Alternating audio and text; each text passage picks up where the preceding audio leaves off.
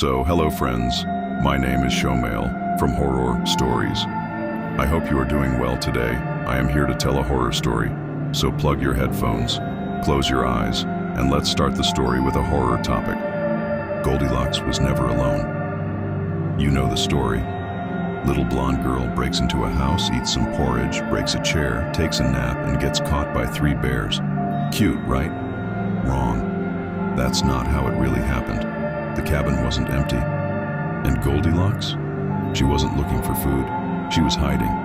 And the bears weren't animals. Mara wasn't her real name. The police never figured out who she was. They just found a girl, maybe 10 or 11, covered in mud, barefoot, walking out of the woods near Black Hollow. She didn't speak, just whispered, "Too hot, too cold, just right." Which, let's be honest, sounds more like a thermostat setting than a survival cry. She was placed in foster care, sweet, silent, with golden curls and an empty stare. But strange things followed her. Dead birds on porches, furniture rearranged in the middle of the night, neighbors hearing growling from her room.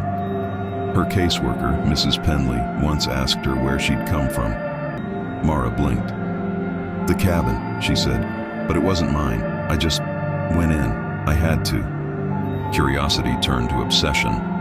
Mrs. Penley followed the girl's trail back to Black Hollow. Deep in the woods, she found it, a rotting log cabin, child-sized handprints smeared on the glass, claw marks on the frame. Inside, 3 broken bowls, 3 destroyed chairs, 3 beds, and a 4th, smaller, one, empty. According to an old local legend, the woods were once home to a cult. Not the robe-wearing, chanting in Latin kind. These people were experimental. They called themselves the Ursine Circle. Their goal? To merge man with beast, to return to primal gods. Yeah, because that always ends well. Just ask literally any horror movie scientist. They vanished decades ago, but people said the cabin remained, along with their experiments. Inside that house weren't bears, not really. They were people, twisted over time, grown massive and feral, covered in hair, walking on all 4s, barely speaking. One was old and blind, sniffing the air constantly. Another was massive, violent, drooling. And the 3rd, the smallest one, was missing a jaw.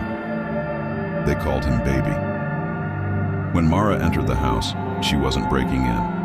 She was being hunted. She found the smallest bed, the one just right, because it was the only place they couldn't reach, the only place they'd left for someone else. Because you see, they weren't just keeping people out, they were waiting for someone to come back. 10 years later, Mara disappears again, vanished from her foster home. No note, no trace. The only thing left behind was a trail of muddy footprints leading into the woods. A week after that, a group of teens making a horror vlog for YouTube stumbled across the cabin. Of course, they went in. "It's for content," one said. They live-streamed everything. You can still find the footage online. Well, pieces of it. The video cuts in and out, glitching with every scream.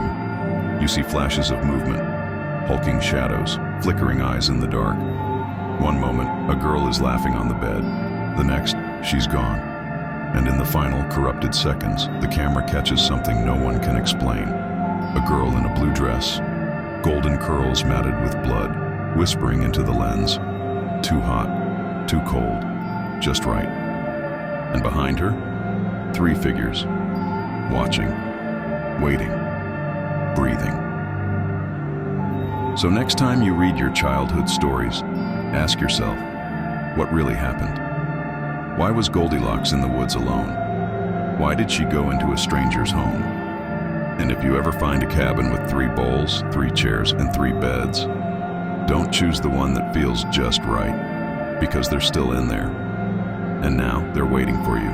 You've made it this far, so clearly you've got nerves of steel, or a very twisted sense of bedtime stories. If you want more nightmares like this one, hit that subscribe button, turn on the bell, and join us every week for a new tale. We've got so many more stories to tell, and they're all watching.